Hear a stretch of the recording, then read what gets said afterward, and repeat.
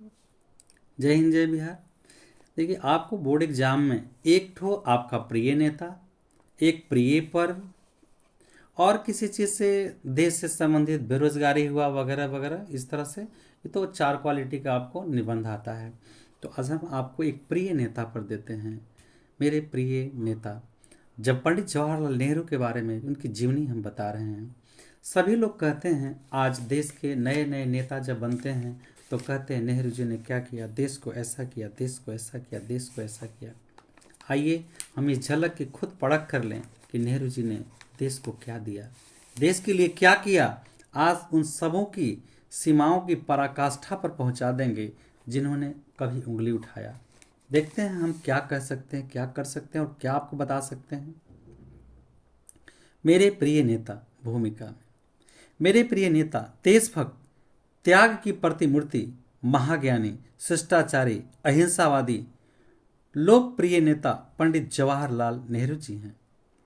वे स्वतंत्र भारत के प्रथम प्रधानमंत्री थे। जवाहरलाल नेहरू विश्व के महान राजनीतिज्ञों में एक थे। वे एक महान पिता के महान पुत्र थे। उनके पिताजी भी महान व्यक्ति थे। मोतीलाल नेहरू जी वकालत करते थे, पेशे से वकील थे और बहुत धनवान थे। वे एक महान पिता के महान पुत्र थे। उनमें राष्ट्र प्रेम कूट कूट कर भरा था। इनके त्याग, समर्पण, निस्वार्थ भाव और अहिंसावादी संघर्ष के परिणाम से अंग्रेज सरकार यानी ब्रिटिश कंपनी भारत छोड़ने के लिए विवश हो गई। अब जरा देखें कि इनकी बाल्यावस्था से कुछ उम्र तक पढ़ाई लिखाई के बारे में क्या क्या था, जरा इन पर नजर डालें। उनका जन्म 14 नवंबर 1889 को इलाहाबाद में हुआ। उनके पिता का नाम मोतीलाल नेहरू तथा माता का नाम स्वरूप रानी युत्सु था। देखिए, ऐसे तो कहा जाता है कि इनकी दो माँ थी। इनके पिताजी मोतीलाल नेहरू जी 2 विवाह किए थे, लेकिन नेहरू जी के माता का नाम स्वरूप रानी ही थी। इनके पिता एक सफल और ईमानदार वकील थे। पंडित जी 4 भाई थे। पंडित जी कुल मिला के 4 भाई थे और उनकी 2 बहनें थीं। तो चारों भाई में जो बड़े भाई थे, बड़े भाई नंदलाल जी की, नंदलाल नेहरू की मृत्यु हो गई थी। वो भी एक सफल वकील थे। तो नंदलाल जी की जब मृत्यु हो गई तो मोतीलाल जी भी वकील थे, तो काफ़ी अच्छे वकील थे नंदलाल जी। इसलिए जितने भी इनके क्लाइंट थे, जितने मुवक्किल थे, सब मोतीलाल को मिल गए थे। और पैसा तो जैसे लगता था मानो पानी आ रहा है, एकदम धन की बारिश होने लगा था। इनके पिताजी एक सफल और ईमानदार वकील थे। किनके? पंडित जवाहरलाल नेहरू जी के। पंडित जी 4 भाई थे एवं 2 बहनें थी। बड़े भाई की मृत्यु हो गया, इस कारण घर में सबसे बड़े पुत्र पंडित जवाहरलाल नेहरू। बड़े भाई नंदलाल जी की जब मृत्यु हो गया तो अब जो बचे वो बड़े के रूप में पंडित जी को जाना गया। इसीलिए कहीं कहीं अगर आता है तो कहता है कि सबसे बड़े पुत्र पंडित जवाहरलाल नेहरू हैं। लेकिन ये कुल 4 भाई बहन, 4 भाई थे। चारों का तो पूरा नाम नहीं याद है। एक बड़े का नाम नंदलाल जी है, दूसरे का नाम पंडित जवाहरलाल नेहरू, एक लक्ष्मीबाई, ऐसा से कुछ करके 4 थे कुल मिला करके। छोटे भाई की, बड़े भाई की मृत्यु हो गई तो जो बचे वो बड़े भाई पंडित जी हो गए। पंडित जवाहरलाल नेहरू जी धनी माता पिता के पुत्र थे। उनके घर पर यूरोप के शिक्षकों तथा शिक्षिकाओं द्वारा शिक्षा दी जाती थी। उनको पढ़ाने के लिए यूरोप के शिक्षक और शिक्षिका सब घर में आते थे। उन्होंने 14 साल की उम्र तक अपनी शुरुआती पढ़ाई पूरी कर ली थी। यानी 14 साल में जो नीचे स्तर का जो भी पढ़ाई होता है वो सब पूरा कर लिए थे। 15 साल की उम्र में वह इंग्लैंड हैरो स्कूल पहुंच गया। 15 साल जब हुआ तो इंग्लैंड का एक स्कूल का नाम है हैरो स्कूल, वहां वो अपना शिक्षा ग्रहण करके चले गए। जवाहरलाल नेहरू जी ने दुनिया के कुछ बेहतरीन स्कूलों और विश्वविद्यालयों में शिक्षा प्राप्त की। चूंकि अमीर घराने के थे, पैसे की कमी नहीं थी, तो हिंदुस्तान विदेश के अच्छे से अच्छे विद्यालय और विश्वविद्यालयों में इनकी पढ़ाई हुई। उन्होंने अपनी स्कूल शिक्षा हैरो से और कॉलेज की शिक्षा ट्रिनिटी कॉलेज कैम्ब्रिज लंदन में है। ट्रिनिटी शिक्षा जो है ट्रिनिटी कॉलेज कैम्ब्रिज जो लंदन में है, विद्यालय से पूरी की थी। ये आपको बता दूं, ये विद्यालय लंदन में है, लंदन में है। इन्होंने अपनी लॉ की डिग्री कैम्ब्रिज विश्वविद्यालय से पूरी की। उच्च शिक्षा ग्रहण करने के बाद नेहरू जी साल 1912 में स्वदेश यानी भारत लौट आए। नेहरू जी ने साल 1916 में कमला जी से शादी कर ली। वे इलाहाबाद के उच्च न्यायालय में वकालत करने लगे, लेकिन वे अपने पेशे को जारी नहीं रख पाए। उन्होंने वकालत छोड़ दी और वे स्वाधीनता आंदोलन में शामिल हो गए। नेहरू जी की एकमात्र संतान इंदिरा जी थीं। राजनीतिक, भारत के स्वतंत्रता संग्राम में इनको बहुत रुचि थी। इन्होंने अपने आरामदेह जीवन का त्याग कर दिया। पंडित जवाहरलाल नेहरू जी को सत्याग्रह करने के कारण 31 अक्टूबर 1940 को गिरफ्तार कर लिया गया। वे भारतीय राष्ट्रीय कांग्रेस में शामिल हो गए थे। उन्हें दिसंबर 1941 में अन्य नेताओं के साथ जेल से मुक्त कर दिया गया। इस प्रकार उन्होंने अपने देश की सेवा करने के लिए कठिन जीवन को चुना। वे जल्द ही एक महान नेता हो गए। वे कई बार जेल भेजे गए, लेकिन उन्होंने अपना साहस नहीं छोड़ा। उन्होंने देश की स्वतंत्रता के लिए किए गए आंदोलन में सक्रिय भाग लिया। एक दूरदर्शी राजनेता, आर्थिक और सामाजिक भवन की नींव रखी।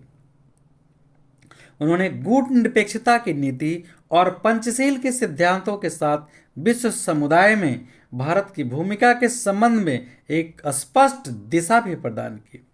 आज कहा जाता है मोदी जी ये किए, मोदी जी ये किए।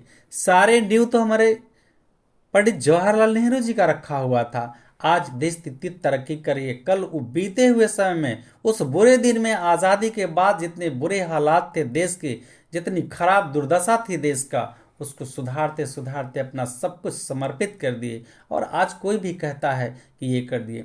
अगर एक गरीब पिता अपने पुत्र को मजदूरी करके पढ़ा लिखा के ऑफिसर्स बना देता है, तो ऑफिसर्स के नज़रिए से अगर वो पिता को देखेगा तो पिता को सम्मान कभी नहीं देगा। वो पिता को तब सम्मान देगा जब अपने पिता को दर्द को महसूस करेगा कि मेरे पिता ने किस तरह तकलीफ सह के और हमें पढ़ाया, और तब उसे इज्जत की निगाहों से देखेगा। मैं देखता हूँ कुछ नेताओं को कि अपनी वर्चस्व बनाने के लिए, अपनी हेकड़ी बढ़ाने के लिए किसी का अपमान कर देते हैं, किसी नेता का अपमान कर देते हैं। वो हमारे विचार से तो गलत है, हो सकता है उनके विचार से अच्छा होगा। जवाहरलाल नेहरू जी ने विज्ञान और प्रौद्योगिकी के विकास में भी काफी रुचि ली। अब हम उनकी महत्ता पर प्रकाश डालते हैं। पंडित जवाहरलाल नेहरू जी 1950 में स्वतंत्र भारत के प्रथम प्रधानमंत्री बने। तब वे लगभग 58 वर्ष के थे और 17 साल तक उस पद पर बने रहे। वे अपने जीवन के अंतिम क्षण तक उस पद पर रहे। वे एक महान नेता थे। उनके नेतृत्व में भारत ने संसार के राष्ट्रों में एक महत्वपूर्ण स्थान लिया। जरा ध्यान दीजिए, उनके नेतृत्व में संसार के राष्ट्रों में एक महत्वपूर्ण स्थान प्राप्त कर लिया। उन्होंने देश को प्रगति के मार्ग पर अग्रसर किया। उन्हें प्यार से बच्चे चाचा नेहरू या चाचा कहते हैं। यह ना उपनाम है इनका, चाचा। राष्ट्रपिता बापू, महात्मा गांधी बापू के नाम से जाने जाते हैं और नेहरू जी चाचा के नाम से जाने जाते हैं। कहते हैं बच्चे के प्रति उनका समर्पण इतना प्रसिद्ध था कि उनके जन्मदिन 14 नवंबर को बाल दिवस के रूप में मनाया जाता है। इन्होंने 2 नारे दिए, आलस्य को दूर करो और पूर्ण स्वराज। ये दोनों नारे ऊर्जा और प्रेरणा के स्रोत हैं। इनकी मृत्यु के बाद बाल दिवस 14 नवंबर 1954 से हर साल मनाया जाने लगा। उपसंहार, 27 मई 1964 को उनका दिल्ली में स्वर्गवास हो गया। नेहरू जी की निधन 74 साल की उम्र में हो गई। उनकी सेहत बहुत खराब थी और उनकी मौत की वजह हृदयाघात था। समूचे संसार ने उनके निधन पर शोक मनाया। नेहरू जी का अंतिम संस्कार शांति वन में हुआ था।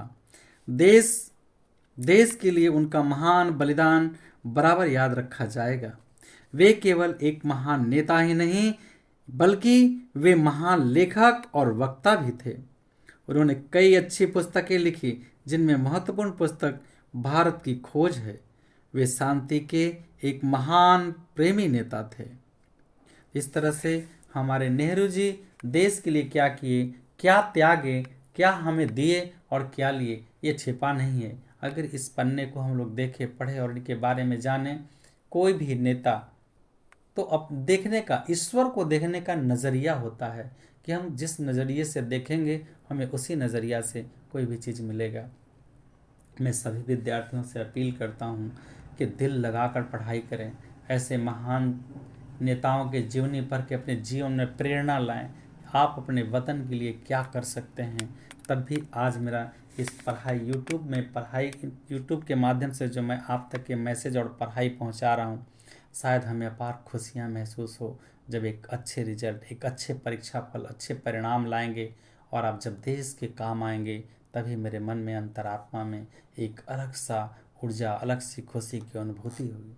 इसी के साथ मैं समाप्त करता हूँ। आप सबों का उज्जवल भविष्य की कामना करते हुए जय हिंद, जय बिहार।